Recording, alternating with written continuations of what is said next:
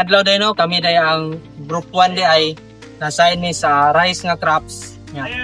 Naami karon diri sa Purok Ono, Salvacion, Moncayo, Davao de Oro para mag-interview og mga ka-farmers.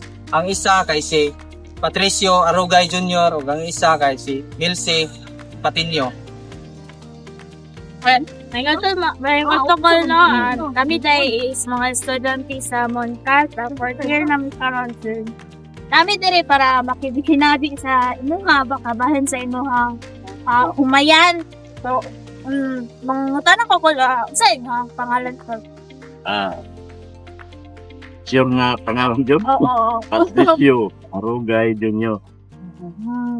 Kanang kuan ko, sa diri sa imong humayan ko, unsa nga mga varieties sa rice lang mga ginagamit? Kini karon ang anom na mo 600 man 600. Mga variety. Then, anong mas preferred man mo nga kani nga variety ng 600 ang pulpo sa uban nga variety? May man daw ni abot. May nakadungog mo ng istorya ng ayog. Resulta daw ni ang Kanang 600 nga variety. variety. Asa pa ninyo ginapalit or asa pa gigikan or source ninyo anong 600 nga variety ang pulpo? Dihara sa among silingan kay na may iyahang mayan kay dako masay abot. Ano puning sundok po mi. Sayang ko. At kung sayang kuan dito mura pag nagagamit din sa inyong humayan. Pag maka-harvest na ka ani ako ini mukhang humayan, nagabilin ba ka og mga kanang binhi or sinilya para sa itanong na po nimo sa sunod at Ay wala ni magbilin ka kung lain po siya. lain na po niya kuan na kanang variety. Dili pwede ibalik-balik. Ibalik-balik. Then mitog magamit mo nga as farmer og kanang kan gani nindot jud nga quality sa kaning kuan umay. Para di ni malugi kanang kuan gyud nga katang trabaho mangguna kay kapoy kay ni maalusing ka permanente. Nung malugi ba? Ang importante diha kanang ang imong dapat gagawin na dili sa tagbot, dili yung kanang kuan ka ba, dili yung kanang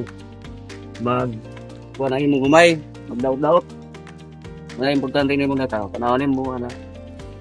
Kanya kinahanglan pinili niya po naman yung doktor yung kanang Dili kanang pamaagi pud ninyo ang call na kanang nagipunto ninyo ang kanang binhi na kanang nindot gihapon ang quality sa kato nga binhi or sa nga variety sa sunod na pud ninyo nga tanong.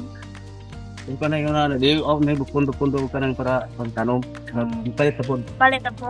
Malit may bago.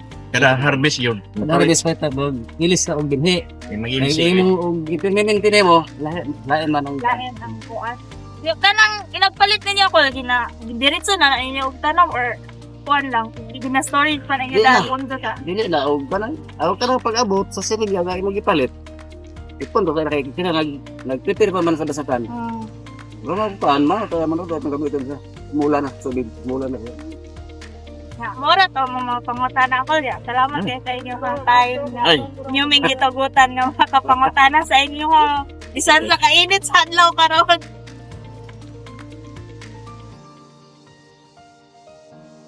Mi sa Moncayo Institute of Science Technology. Usa mi ka agriculture students mi diri ko aron hinabion kung unsa nga crops ang tanom diri. Nya unsay pangalan na to te? Ako si Milce Patinio. Sa imong pagpananom te, unsa nga variety ang gitanom nimo nga humay? Among barangay karon 440. So, nganong kana man imong gipili nga variety nga itanom te? Kay murag gwapo mo daw na karong kuana, karong tanuma. Asa ni siya gikan nga similya te sa kuan ba kanang mga company ba ni o kanang ginahatag sa mga magro na Kuan, pinalitan ni siya sa kompostila. gipalitan niyo Oo, na kuan na. kompostila.